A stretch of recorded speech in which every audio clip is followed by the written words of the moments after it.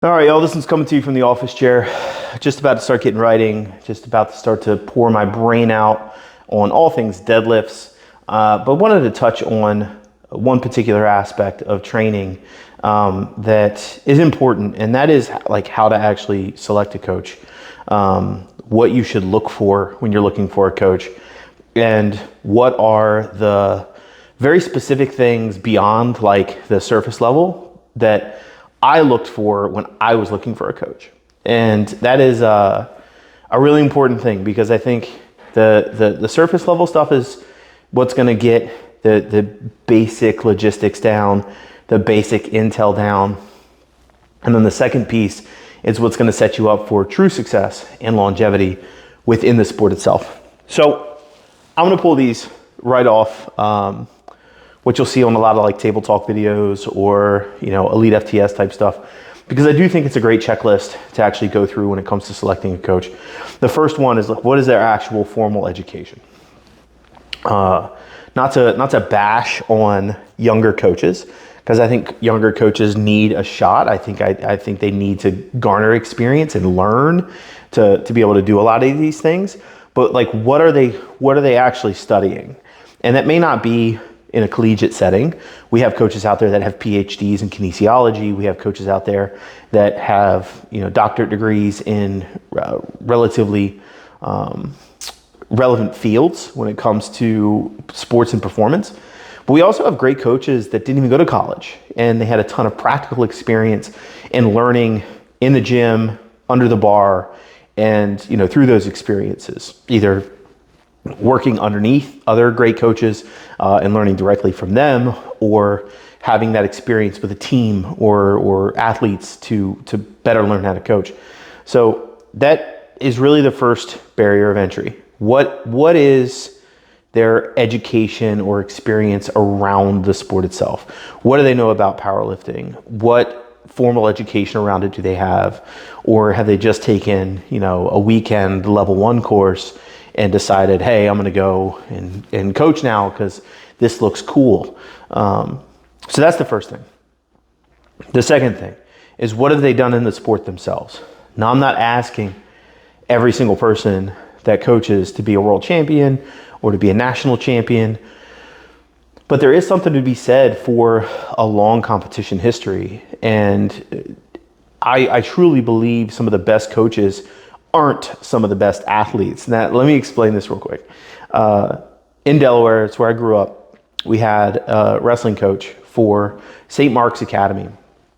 It was a private Catholic school in the state, and years ago, I believe it was actually in the 70s, they were at threat of not being able to keep their wrestling team. And principal came on the speaker, the announcements, and said, hey, if we don't have a coach by Monday, because at this point they didn't have a coach for the wrestling team. If we don't have a coach by Monday, then we're just going to let the wrestling season go this year and not field the team. So a biology teacher went to the library and checked out every single book on wrestling that he possibly could, and he read them all over the weekend. And he came in on Monday and he said, I'll do it. I read as much as I can. He never competed in the sport himself. He'd never actually done this before, and he volunteered to do it. He went on to absolutely dominate the sport throughout the state for decades. National Hall of Fame coach, state Hall of Fame coach, multiple-time team state champions, multiple-time individual state champions. They were one of the most dominant high schools, especially in the early 2000s, that in late 90s, ever. They're just absolutely incredible. And that all came from being a student of the sport itself, and learning and dedicating to that. So the part one spills into part two a little bit, but I still want to he gained practical experience through coaching and through all of those, probably his first decade of going to matches and going through weigh-ins and setting a lineup and doing all those things.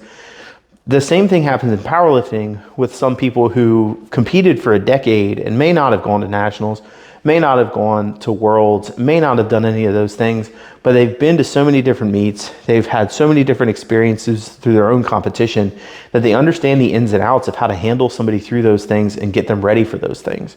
And that's important. Like that level of experience and what they've done in the sport, it may be decades of competition experience that they may not have been able to take their own performance to extreme places, or been limited by injury, or limited by, some other things. You still have to take that experience into account and say, okay, like you've accomplished competing for 10 years. Like that's something to be said. On the other, like greater end of the spectrum of that is the pedigree of being able to take athletes. And I would even say a greater challenge is to take beginner athletes, not already advanced athletes, and take them to nationals and take them to Worlds and take them to compete at those higher levels from being a beginner. Like those are things you can ask people to look at their credibility as a coach. And that kind of brings us to the last bit, is like what have your athletes done in the sport? Where's your typical athlete start and end point? And this is really specific. A lot of people think about this only from the lens of like being ultra competitive. And I don't fault them for that. I think it's, for most people digesting some of this stuff, that's kind of the lens they're looking at it. But I want you to look at it from, who am I? What do I want from the sport? And have they been able to get that for other people like me? That's a really, really important question to ask yourself. Are you a beginner and you're trying to figure out like how to do your first competition? Okay, cool. Find a coach that's done that a lot. Are you an intermediate level competitor that really just wants their shot at nationals? They want to go, they want to experience the entire thing, and they want to have somebody every step of the way. Okay, cool. There are coaches that are experts at that. There are also coaches that are absolute experts at getting you to the highest level possible, Worlds level coaches that can get you to that next level if you're not there yet, but you're on the cusp. And then you'll also have some coaches out there that can take you from injury back to performance. That's one of the things that I've built my business on was, hey, if you're hurt and you're worried about what the future looks like, we can get you back to full performance and exceed your previous performances after injury. Like that's a really important path to take. So see if what your goals are match with the actual coach. And they're really the big three. What's their education or experience level? What have they done themselves in the sport? Whether that's their own practical experience competing or kind of the way they've built their experience. And then what results have they actually gotten for people? And are those people like me? So now that's kind of the surface level stuff, right? That's going to give you the person's qualifications, experience, all those other things. There's one deeper thing you got to ask yourself too, though. You may find that person out there that has checked off all those boxes, and their personality is just it's not for you. And this is key. This is key to longevity. This is key to building a coach-athlete relationship. This is key to all of those things.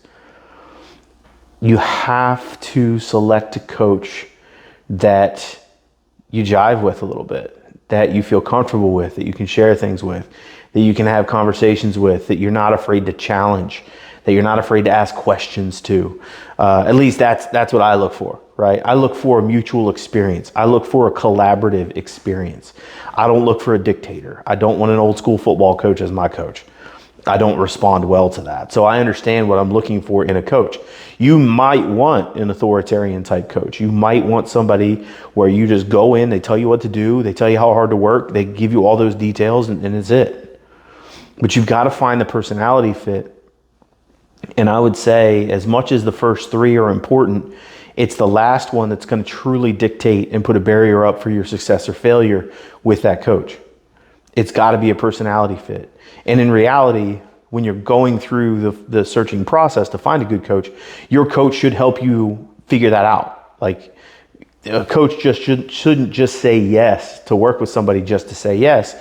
As coaches, we have to determine, like, hey, do I get a good vibe with this person? Is this a good fit for me? Like, what decisions can I make as a coach and help you make a good decision around this, because I don't want to work with people that I don't get along with, that I don't jive with. So that's kind of the basis. I know this one went a little long. Appreciate you guys for listening. It's just another one of these questions that came in, like, how do you find a coach? How do you find the right person for you? So keep sending them in. They inspire the content. I appreciate every single one of you. If it weren't for you guys, I wouldn't be able to do any of this literally from home and live the life that I live. So I appreciate you very much. Thank you. See you on the next one.